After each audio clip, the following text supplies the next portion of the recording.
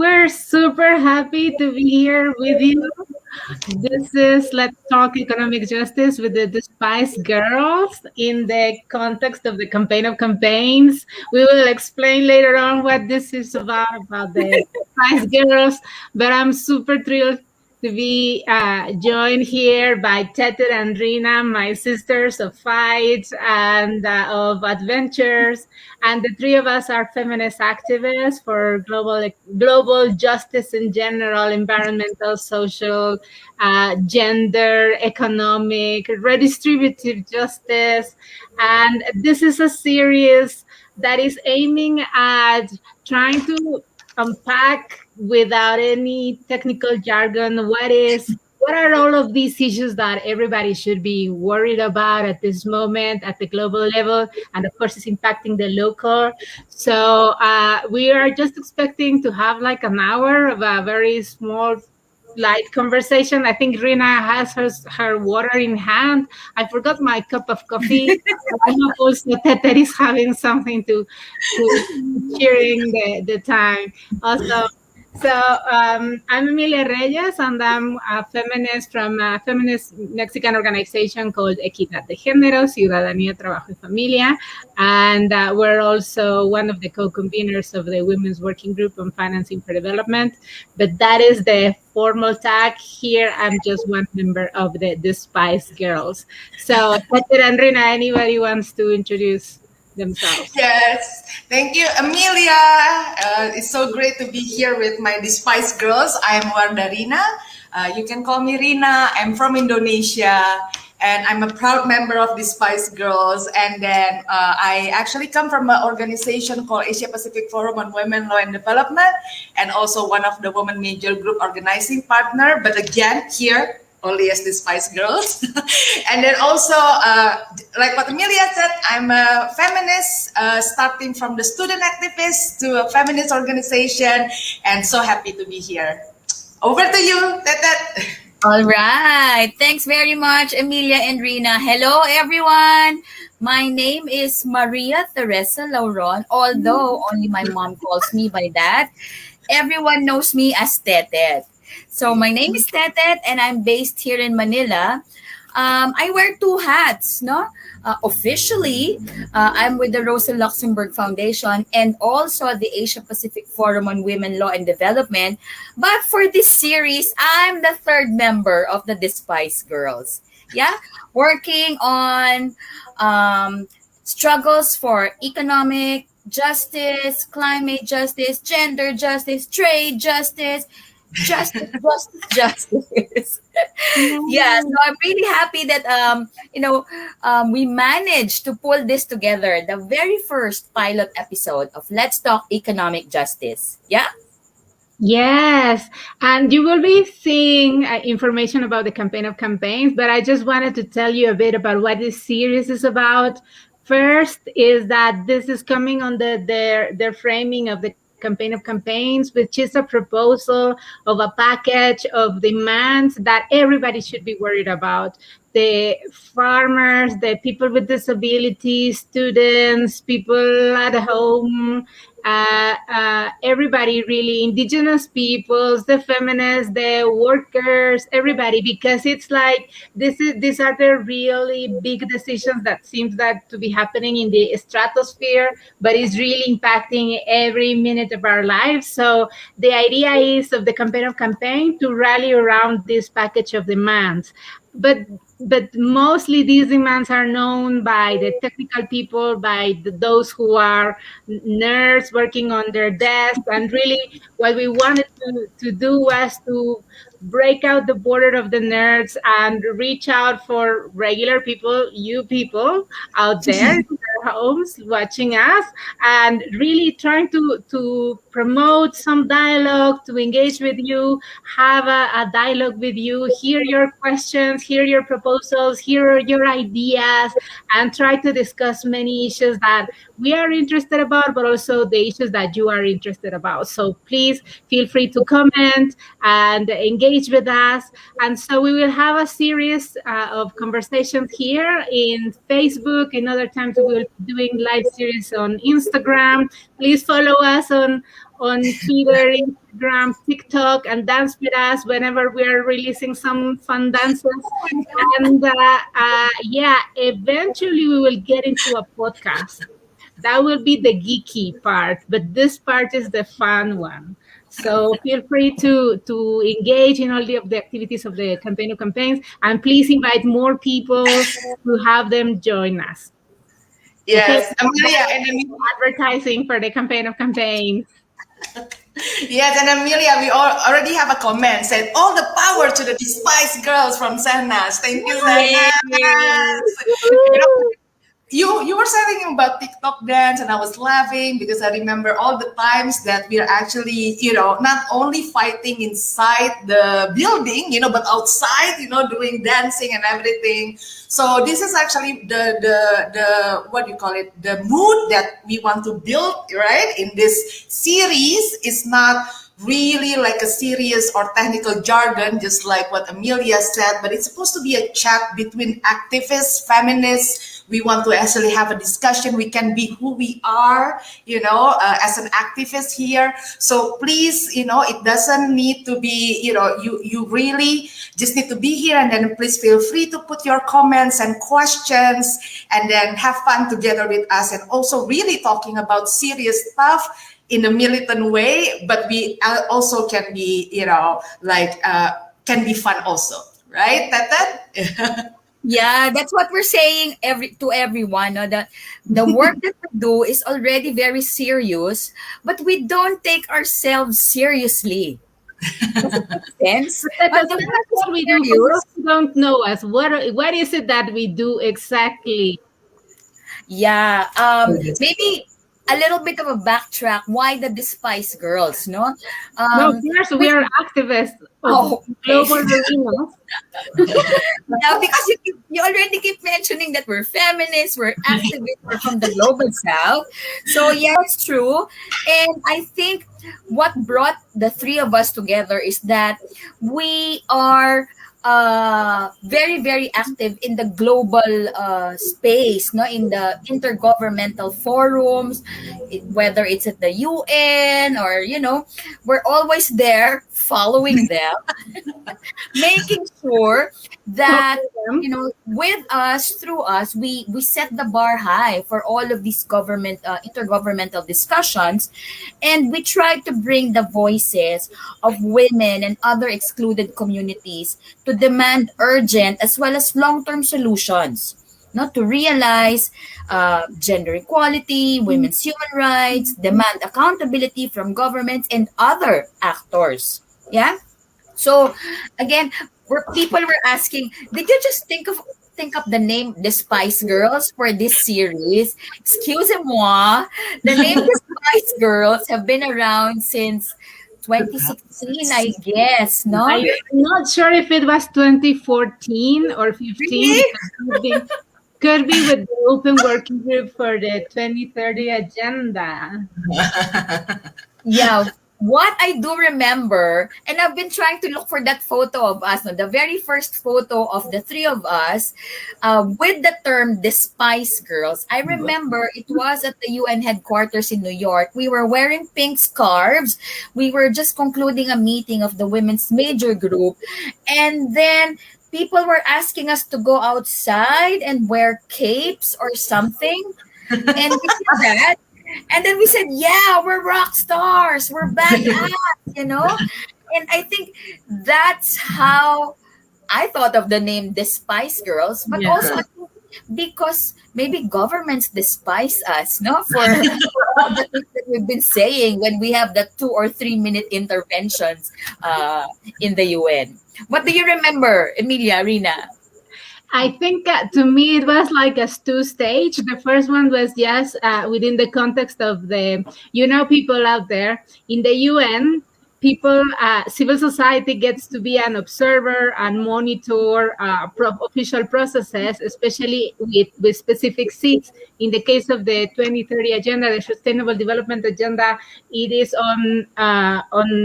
under the tag women for the women's major group, and the three of us met there in that arena. But also, we kept running into each other in the climate change negotiation, and some of us meeting in the habitat, others in the disaster risk reduction, others in the financing for development. So it was always in the same hallways.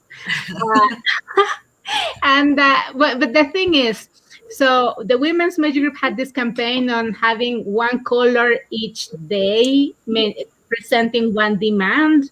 So we were all wearing pink scarves, and this is when Tete came up. I think Rina said we look like rock stars, and then Tete said, "Yeah, we're like the Spice Girls," and Tete moved it very quickly into the Spice Girls, and we started to be the mean girls in the house. And that also Show me fierce, yeah. I cannot still do. I look angry whenever I do that. But then, if you recall later on, I think that was 2015, UN Women came up with this idea on Wonder Woman. And then they released this campaign of the official Wonder Woman, the comic books. And it came a huge backlash from the global feminist community saying that is colonial, that is sexist, that is stereotypical, it's not recognizing really who we are, it's imperialist, not recognizing what is the role of the US and that stories and what that represents, and is really undermining the work of the real women out there. And then a campaign started in the Pacific Islands, and that was like I think the issue was real Wonder Women, and we are the Wonder Women, and women farming, fishing, and doing the community work. And they started to release this campaign with capes. Yeah. And doing all of these poses. So we also got back to the UN, and the global movement took on that campaign and brought it to the global arena in different spaces. I remember a march when we were wearing the capes in a climate change negotiation march that was in Morocco, where we was in Morocco, yeah. The capes. That is 2016. So all of that led to strengthen the notion of the Despise girls being rock stars, being superheroes, and just really fighting for the good causes, and being kind of mean as well in the process. But I don't know, Rina, what do you recall? But because really the Spice Girls have been there for a long time in the UN. Oh my God. What I recall actually is a newer one, which is like the depth workout mechanism. Oh my God. Yes. Oh my God. It was amazing. We actually dragged the two of us for the depth workout mechanism, right? And then it was during July 2019, before the pandemic happened, right? And then we cannot meet each other anymore, only through Zoom. It was amazing because before that, we have our rally. We call it Ground Level People Forum, right? Because we want to say, why does it have to be high level political forum? We need to make it grounded, and then what is matter is the people. So we went, the three of us, we went for a rally outside of the New York. We actually walk from Times Square to the UN building, and then not only the three of us, of course, with others, right? Like very a lot of movements, the Dalits, the three of us. Yes. And then after that, we know that the next day we want to do the depth workout mechanism campaign. We actually, writing our people's choir. Do you still remember that? How is it? Hey,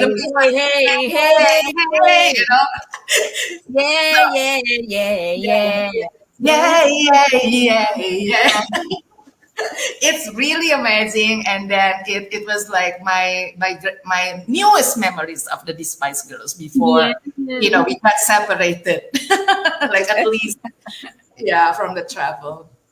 Yeah, but in the throughout the years, we've had nominal members of the Spice Girl, honorary members, who are Mm. also really fierce feminists who are fighting for the same things and who are willing to be silly, have fun, dance in the hallways, be irreverent with power, and always calling out for power imbalances, no matter where we are. That is the spirit of the Despise Girls. So any of you are welcome to the club if you fulfill all of these characteristics within you and you want to be irreverent in the face of injustices. We have an open recruitment process for Yeah. the Spice Girls. I remember one time that we were at a climate change conference, we were doing a supermodel, supermodel, Super what? Supermodel. because the negotiations were giving us a headache. And then sitting long hours gives us a backache, things like that. And I think people really see that, yeah, they're having fun while delivering a very critical message about how, intergovernmental negotiations really sideline the people. And we're just there as observers. No, we observe the process. And then sometimes when we get lucky, lucky means you get 2 minutes airtime where you can read out a prepared speech that has been, collectively drafted and signed off by different civil society groups and constituencies. But it's always at the time when the governments are already ready to leave their seats. So Yeah. imagine how frustrating it is that we have all that collective process going on with the different civil society groups, but then the member states, the governments don't really take it seriously. And then they talk about, how important it is to have civil society on the table. But then that's when we say, yeah, we might be on the table, but we're also on the menu, you know? Yeah, and people, it's like really hundreds and thousands of observers in the UN processes. You may think, oh, this is something that is really private and reserved. No, really, anybody can do that. You just need to undergo to a process, but also our groups are trying to give registration to people who's not officially registered under the UN. So really what we want to do is to democratize processes in the UN. And so waiting in the long hours while government are discussing things behind closed doors on the one hand, and on the other, while we're doing our stuff, strategic, working, sending messages, really collecting what does people want and trying to send those in messages, but also uh, these hours are meant for us to pressure government. So all of these ideas about dancing in the hallways, which is forbidden, as if you do it massively in the UN, for instance, Yes. is forbidden, and we've done that anyway. And so many things are also part of the creativity of people to try to engage governments and the media to send a message out there that climate change is real, that governments need to make decisions, that sustainable development needs to be taken seriously, that gender equality needs to be at the forefront of the demands, as well as human rights and environmental integrity, etc. So really to say that the Spice Girls are just one tiny molecule in the system of observers in the UN, but of course we are the special ones. I see it more like a spirit, like that is supposed to be, the despised girl, the spirit of, keep making noises and voices, amplifying voices in that kind of spaces, right? And then how we work together with the others. I see it that way, right? Yeah. I know. I remember, the first time I saw Emilia walking the halls of the UN, I was so scared of her. Her hair, it's not very colorful yet, but she had cornrows. Yes, Oh I yeah. remember that. She had 2014, I mean. cornrows, and then she was wearing boots, and just walking confidently, But when she took the microphone to make the intervention, around the sustainable development goals, they were just in the process of trying to agree on the goals. Emilia delivered poetry, Exactly. saying fractals and poetry while telling governments, you don't really deserve our time because you don't have our interests in mind, but in a very elegant and sophisticated way. So member states are just dumbfounded. Who is this badass girl in cornrows speaking poetry, telling us how unaccountable and unjust we are in what we're doing here? Amelia! Yay! I remember the first time I really got notice of Rina because I decided in the women's major group in 2014 Yes. to work on a mock document for negotiations. The governments were negotiating their draft, and Yeah. I said, no, the women's major group should have, like a mock draft. What is the document we want to see as feminist? So I said, everybody send me your inputs, and I was flooded with ideas. So it took me 1 week to compile them all by myself in my hotel room at night. And on the final Friday, we released that document, and everybody, well, it's too late. I mean, today is the final day of negotiations. And I was like, no, but for the next month, we will have one ready. So in that next month, we were talking about issues on decent work, and then we were Yeah. compiling all of the contents. And it was like 8 or 9 at night in the UN when nobody's there anymore, and we were in the room, in the negotiating room, and Rina came and sits beside me and says, I have a proposal I want you to put in the document. And I was like, yeah, give it to me and I'll put it there. And Rina was like, yeah, I'm gonna sit here and wait until you include that. And pushing her, I'm the boss here around, Pushy, like, yeah, I'm busy. Leave it to me here, and I'll do that. And Rina, no, I can't wait. And I'm working on another paper, maybe it takes me for an hour. Yeah, it's okay. I can wait. She was just trying to make sure that her idea was not going to be neglected. And she just sat here just sitting and waiting for something to do that. I was like, okay, I'm going to stop what I'm doing. Who are you? Yes, I'm Rina. Yeah, and then we were working on it that, and then after that I came back feeling happy that it's already there, and then Amelia was like, continuing, and after that she sent me an email saying it's our baby, which is the document, which is like coming from the two of us. Remember, Amelia? And I was like so happy, and I feel so connected. And then that's the first time, and then we got very close after that.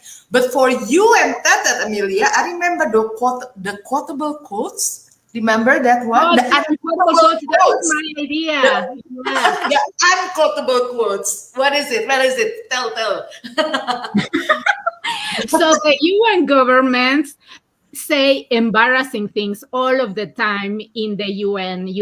I remember in the Convention for the Status of Women, one government from the African group was saying, okay, my proposal is to delete wherever it says man and women, we should delete women and say men and their wives. Really. Oh my God.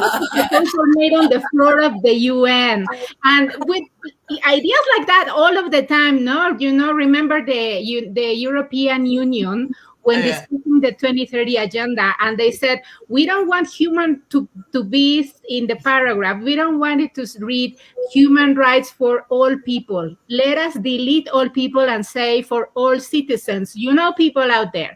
Why? Because they want just human rights for citizens, and they don't want human rights for migrants. That is the implication of why they were deleting that. So I was looking at all of those outrageous things that governments were saying, and I was like, how come no one outside knows this?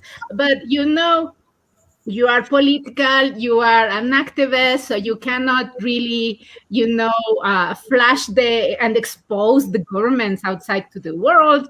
So I opened this Twitter account that is unquotable quote, meaning UN quotable quotes. I mean, like, who said US. these things?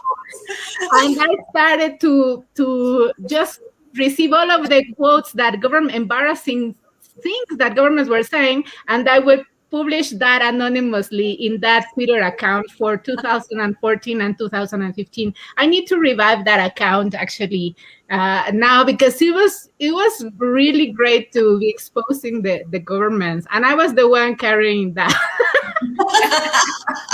We should. I think that we should revive it. But now they know it's us. It's not anonymous now that we're going out to the world. It's not going to be anonymous.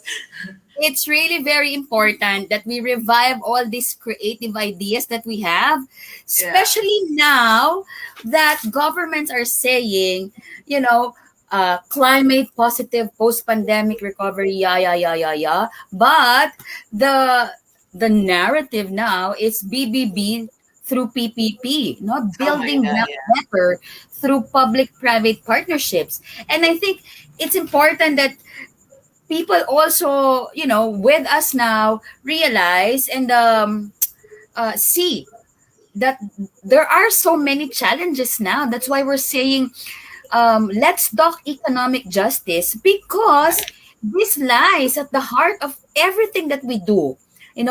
What is BBB through PPPs?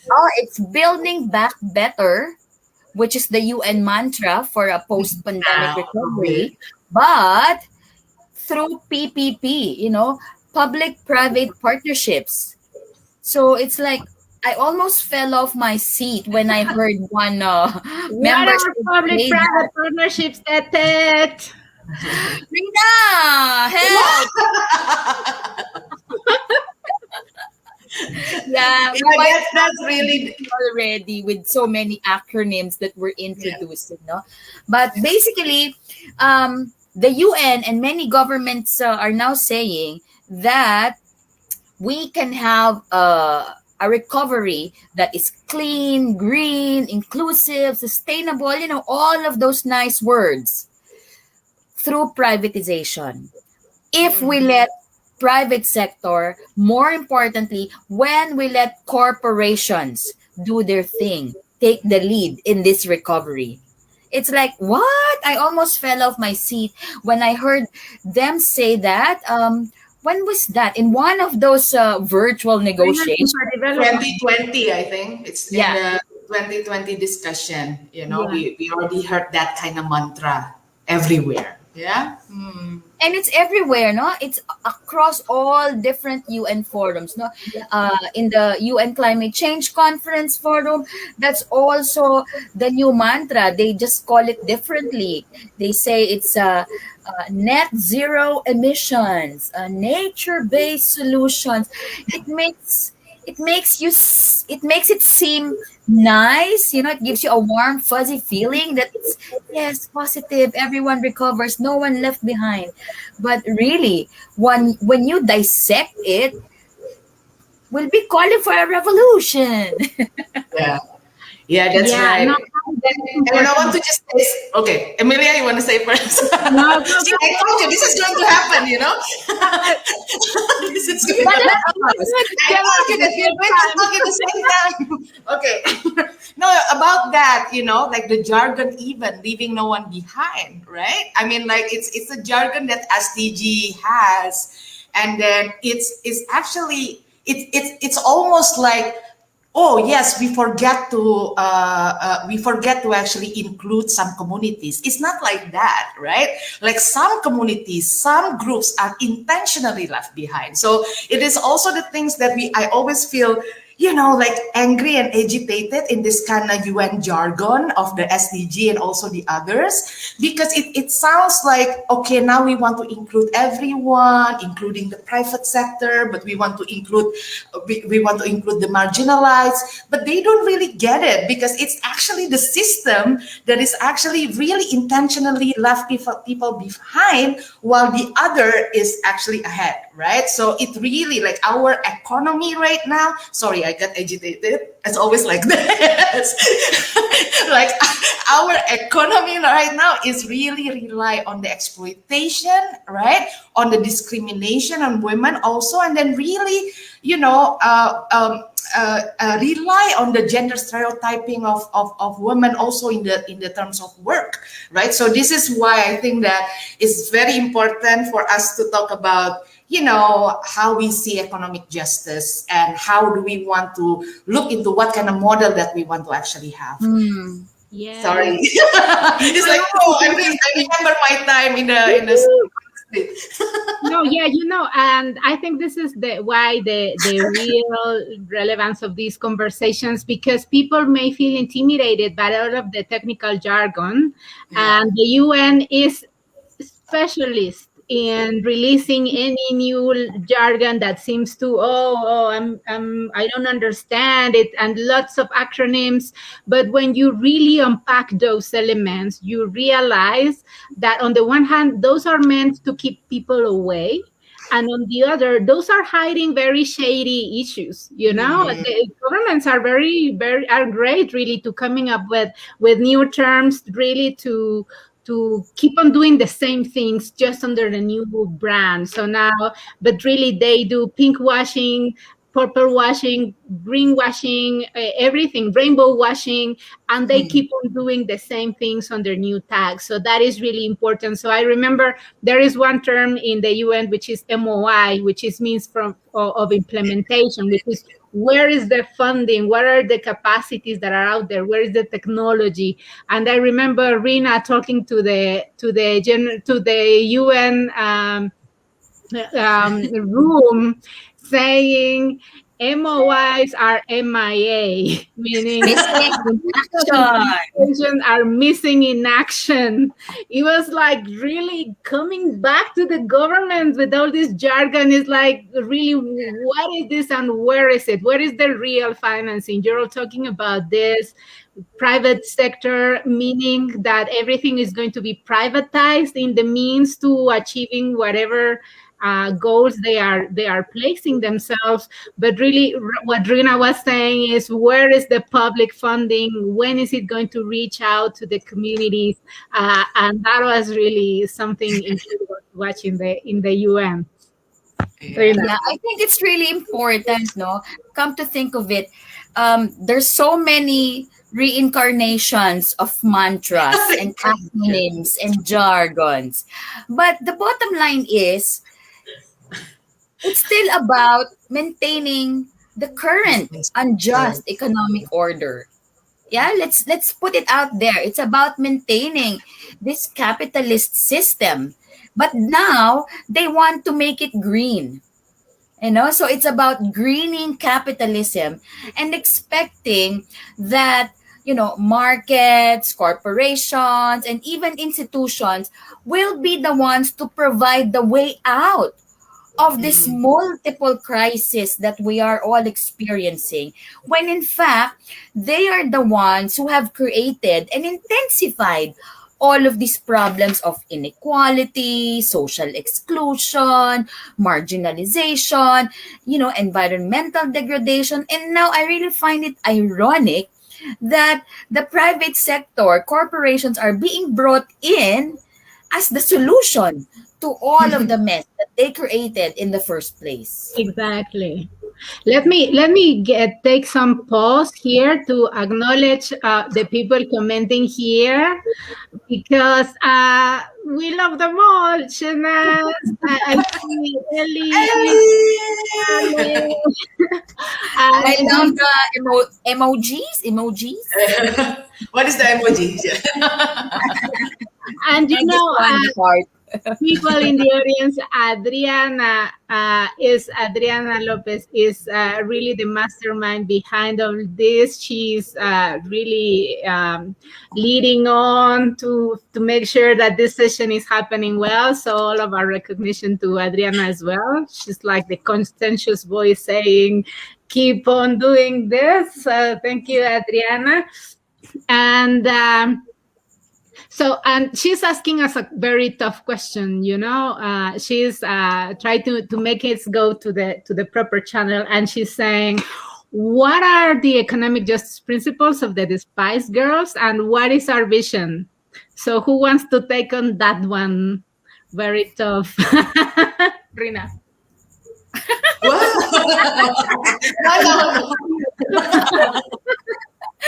Looking at the roof. Looking at the roof, where is it?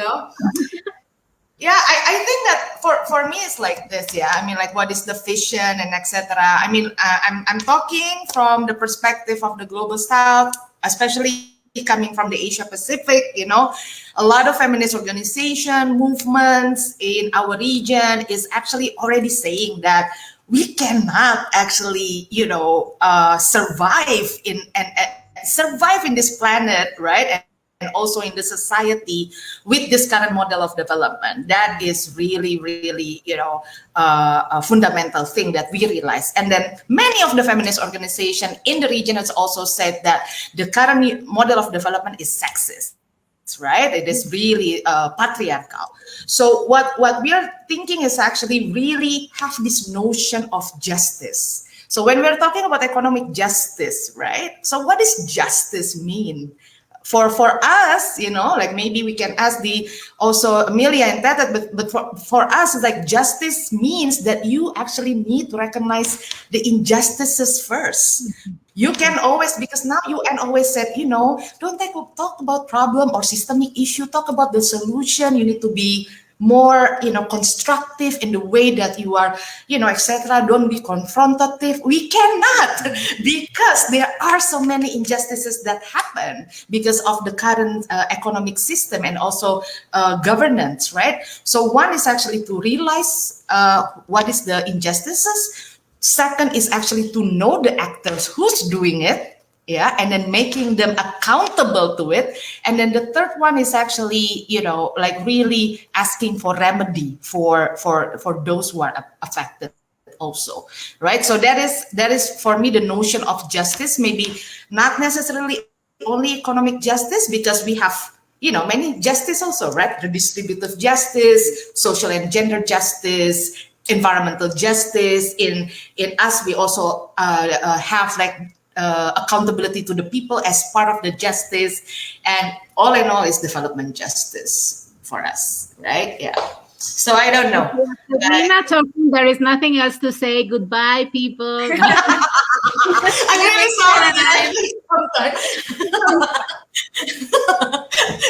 sorry. Ate, what is it for you? What are our principles and what is our vision? It's like I'm in a classroom, huh? My teacher is Emilia. I'm doing this. What are you doing? Face the wall.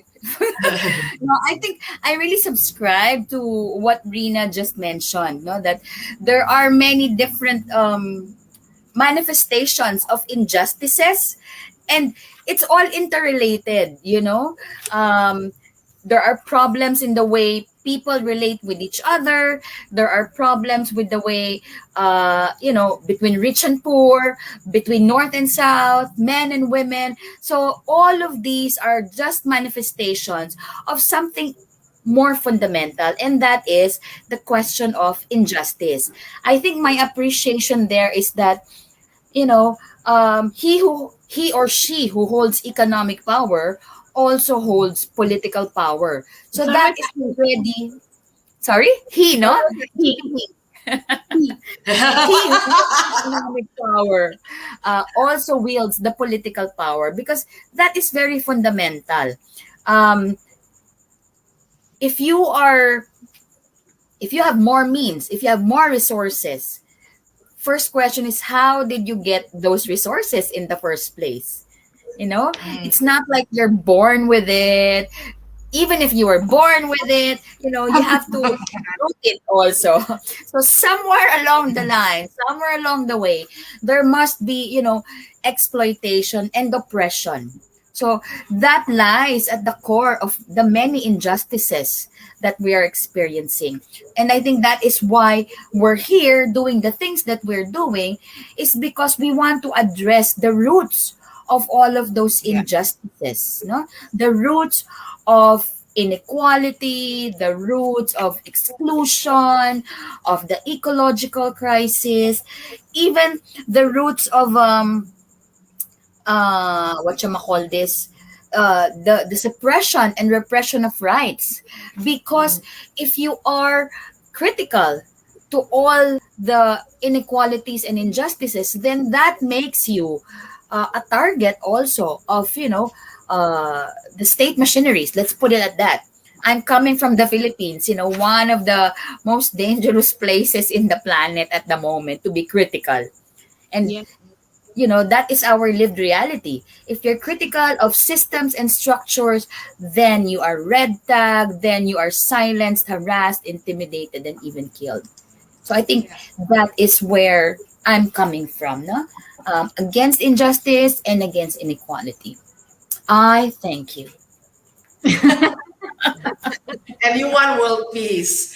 I want world peace. World peace.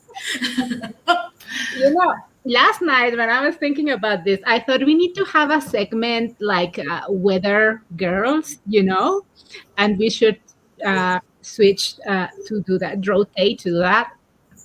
Let me show you, because let me explain to you what is our vision in terms of the as a weather girl. So sad I don't have a background. Hello, people.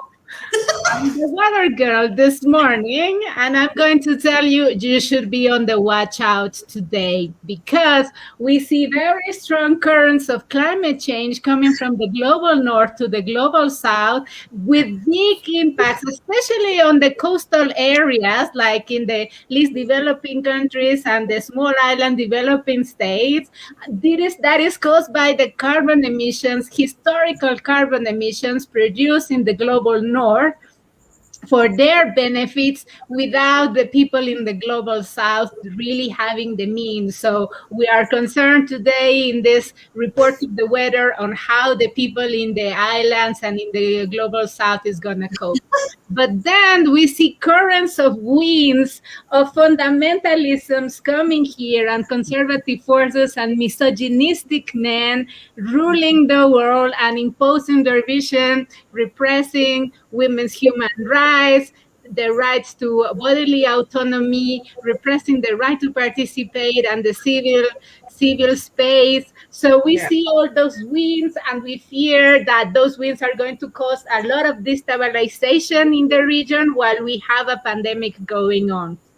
And then we see all of these currents of the marine currents and all of these flows coming out from the global south to the global north in an extractivist manner, because they are depleting all of our resources. So on the hand, they're depleting our natural resources. We see funding coming out as illicit financial flows to the global north, where all of the main tax havens occur. So while the normal discourse says that the tax havens are the poor small countries, is not true. They're based in Ireland, they're based in New York, they're based in London, and many other things. So all of these currents or flows are going on also as means of debt payment, in payment of interest rates of loans that in the first way didn't need to happen, because all of those debts are really a colonial imposition from the global north. So you see all of those flows, maritime flows coming out from $1 that comes as official development assistance, $80 come out as illicit financial flows in these marine flows. So today, that is my report of the weather. I'm just telling you, people, What is the best way to protect ourselves? Well, join the Despise Girls and our principals, because we are going to be sheltering all of us by means of bringing all of the new winds of social movements, of new participation, new ideas, and real criticism of the system, while bringing as well real ideas from the ground to change the global system. That's my report, Woo! Rina. Going back to you, Tetet. Tete, she's doing it again, okay? She able to actually unpack it with all of this. You know, she's doing it again. I mean, like, we love it. Love it, Amelia. Yeah. We love And it. that Love it. exactly is why, you know, the feminist way is to be very, very creative and critical at the same time. There's so much inspiration that we're drawing from each other, from Yeah. our shared experiences, because we're not afraid. you Mm. know we're not afraid to confront all of these systems and structures, because we know we have each other. We Yeah. know we have our movements. We know we have the other feministas in the world, and that's why we're reaching out. Mm. Yeah. So I love it, from talking about fractals and poetry now. And then now wind current. Girl.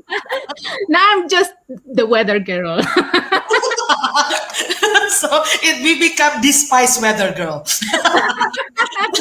yeah, like the Spice Girl has the sport girl. I'm the weather girl. Rina is the sports, the Spice Girls, because she's Sporty. Do I look the death sporty? workout mechanism. Oh yeah.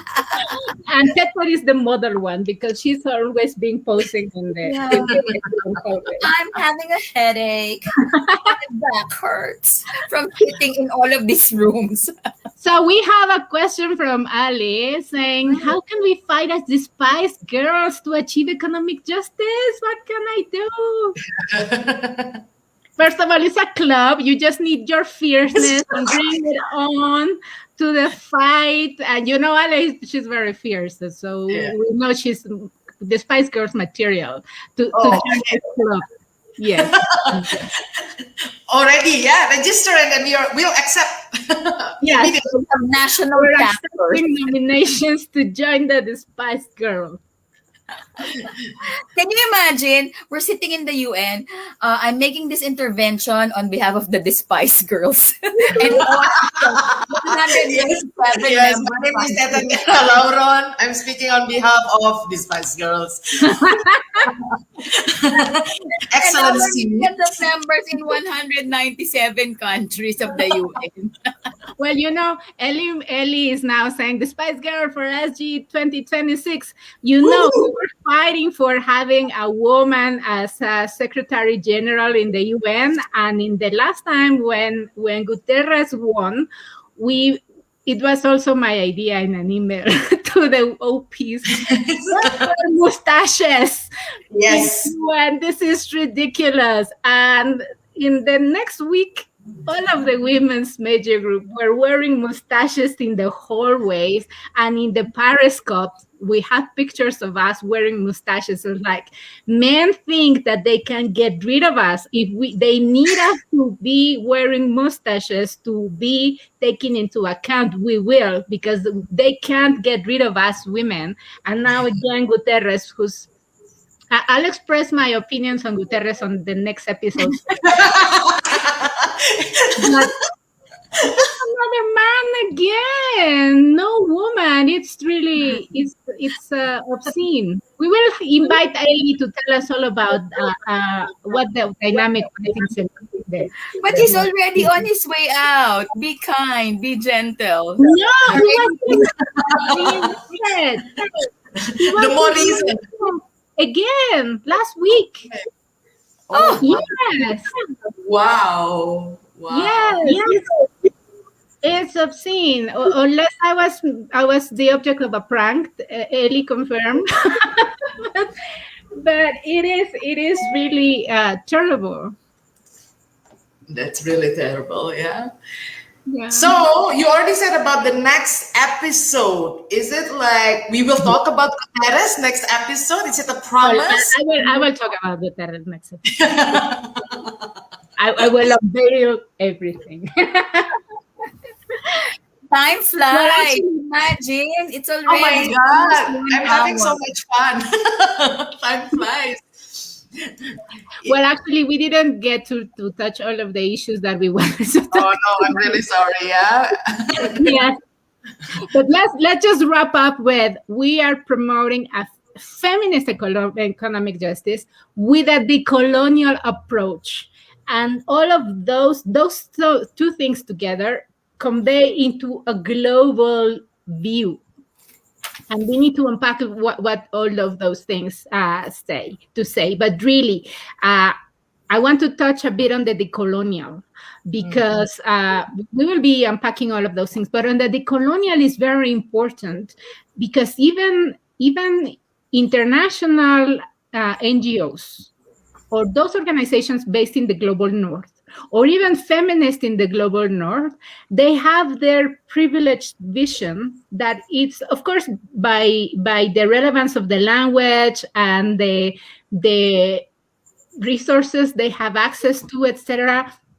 So the prevalent vision of a feminism from the global north, or in this old, really decadent way of international NGOs, INGOs, imposing their so-called aid to our territories in this colonial and extractive way, extracting our knowledge, extracting our resources, while they are really living the grand life in our territories without really building capacity. I mean, to me, it's like these organizations should go on the ground, build capacity, and then leave. That would be a very efficient way of working in the global south. If they had been working here for 25 years, for 15 years, 10 years, and they remain there, they're not doing their work on justice.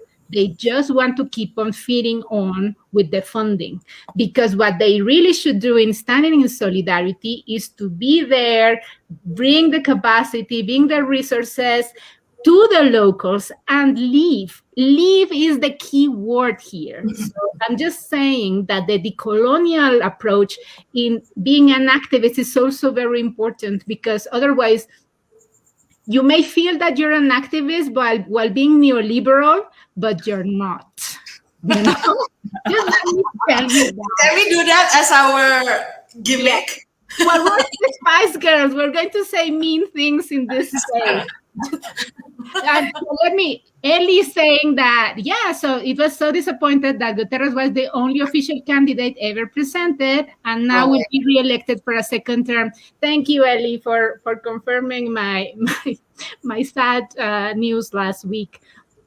Yeah, we will bring you as a guest one of these days to tell about what happened with that. So, yeah, a neoliberal approach is not changing anything. So you're just doing all of this washing that we were talking about, the greens, the pink, the purple, if you're a neoliberal, you're not an activist, you're part of the status quo. So that is something that we need to say that very clearly in the Despise girl vision of what is really justice all about. What do you think, that and Rina? Totally agree. I mean, if you're neoliberal, there's no way that you're activists, but sadly, there's so many of like civil society so-called or NGO so-called that is still neoliberal. There are actually, this is just another thing that are probably one day we can talk about this, right? Like really the shift that we see right now from the multilateralism to the multi-stakeholderism, and then many of the NGO, many of the civil society is actually applauding because they feel there's an illusion of, it will give them space. While we know that is not happening, having a corporation, private sector, business and industry to be part of the discussion in the UN, you're not in the same footing, maybe we're in the same ocean, but the boat is different. Just like what that say, we are not in the same boat, like some is bigger than the other, and then some is actually just using a paper boat. Yeah. We can be in the same boat, but some are in first class and the others are in the cargo section. Exactly. Yeah. I think it's very important, that we're talking about all of these things because it means we're also not scared to take a hard look at ourselves as civil society actors. Yeah. Because we're not one big happy family. And Emilia already alluded to that, that there are a lot of tensions between North and South civil society even. No, and Yeah. even in the SDGs, for instance, even in the Paris Climate Agreement, my gosh, a lot of our fellow civil society are so happy about the SDGs because they've Yeah. invested so much during the open working group process. You get your 3 minutes intervention. In the Paris Climate Agreement, some NGOs were applauding it. And Yes. imagine, it's like, can you actually believe this is happening? These are pledges, not hard commitments, not binding targets. These are mere pledges that is not even good enough to save the planet from, heating up so much. But Yeah. because they were part of the process in the spirit of multi-stakeholderism, they feel that they own these agreements. They feel that they need to make it work without Mm. being critical. They Yeah. can never be part of the And let discussion. me read what Elena is saying here, that reliance on ODA, the official development assistance from governments and INGOs alike, international NGOs, only reinforces the global North's power and control. Not only neoliberal, but neo-colonial. You see, Ellie is also Despise Girls material. Yes. The Emperor's New Next Clothes. speaker. Next speaker. Yeah, yeah, yeah. Where to find our girls. They're already here in the chat. And yes, I'd say we should talk about this as well, because I was so depressed after the Paris Agreement. I went to bed for like 2 months, and it was very tough on me. And My there were heart people was broken in Paris. Yeah, yeah. I can imagine.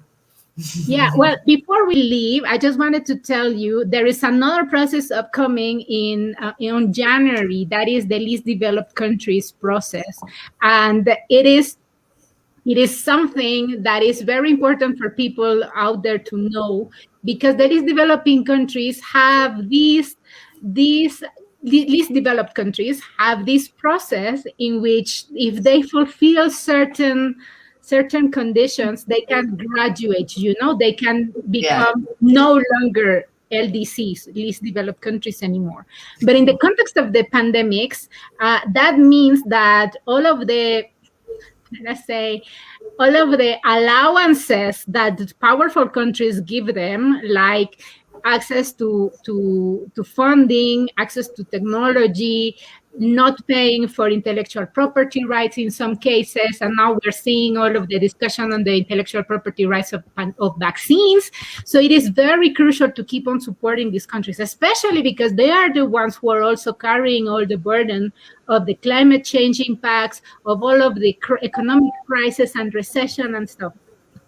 But it so happened that we are going to negotiate a next 10-year plan, and governments are saying, well, no, let's graduate them and let's throw them out in the real life without any support whatsoever, whilst they have been carrying all the burden. So follow today and in the next weeks the Campaign of Campaigns Twitter, and also the Third World Network, TNW, and many others who are working on this, because we need to keep on pushing governments to include the new conditions and not to graduate them and throw them out, and to expand the period with technical solutions for these governments, and not ODA, not charity, not, as Elena was saying, colonial interventions. We Yeah. need real solutions. So today, civil society is calling for real solutions on the LDCs process. So Please, people, join us on our social media, retweet and repost and tag all of those countries. And every week we will be telling you, now this is the thing that you need to watch out. So it is very important. And yes, Ellie, I think we should all get a cape next session. And I really like that idea. Shiny and colorful. Good. Alright. And send us a selfie and upload it, tag us in Twitter or in Facebook or in Instagram. And really, those geeky activists, open your TikTok account, but because we're going full dancing in TikTok. Okay. Anything else you want to say? Is that a warning or an invitation? No. Like you make it like sound a warning. Like Okay, so I guess time flies. Yeah. We're done with our pilot episode. oh my Pilot god. chat. When's the next one? A new Cape campaign. Adriana, tell us when is the next one. We can be with Adriana. And but I can tell you the name of this next session is Pocket Size Solutions Won't Change the World. And that is Tetet's Wisdom for next session, July 8th. So join us. And we will be shifting from Facebook to Instagram, etc. So keep on moving around with us. But I think the next one, we're still going to be host here in Facebook. Maybe the next time we can show the short video of the death workout due to Oh my consistent demand for Rina. Yay! Yeah.